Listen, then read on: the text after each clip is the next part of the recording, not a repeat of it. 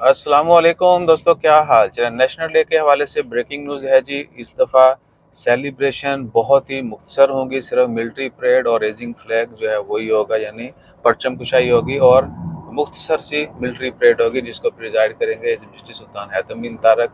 और इस साल यानी आज 7 नवंबर है, 18 नवंबर का आपको पता है नेशनल डे होता है ओमान का।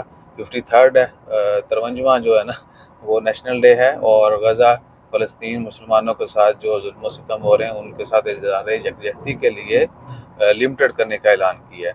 बाकी भी जगहों पे जो है आपको पता है बहुत सारे प्रोग्राम पहले ही पोस्टपोन कर दिए हैं। ये जो इधर होता था एक बड़ा अच्छा प्रोग्राम ओपेरा हाउस में, ओपेरा हाउस जो है वो भी पोस्टपोन कर दिया है। वो कैंसिल नहीं हुआ, पोस्टपोन हुआ है। और जिन्होंने टिकट रिफंड करवानी वो भी करवा सकते हैं, अदरवाइज जैसे ही नेक्स्ट डेट्स आएंगी वो वहाँ पे भी कंज्यूम हो जाएंगी। और उसके अलावा बहुत सारे लोग ये पूछते हैं छुट्टियाँ, तो भैया छुट्टियाँ नेशनल डे की जो हैं वो बाद में अनाउंस की जाती हैं। वो हो सकते हैं आने वाले दिनों में, यानी नवंबर में ही हो जानी है, 18 से पहले ही हो जाती हैं अक्सर। ठीक है। और एक्सपेक्टेड वही है, दिसंबर के शुरू में, नवंबर के लास्ट में जो भी वीकेंड आता है उसके साथ मिला के 2 छुट्टियाँ दी जाती हैं। और बाकी बहुत सारी तकरीबात जो होती हैं वो भी नहीं होंगी या मुख्तसर होंगी। ठीक है जी।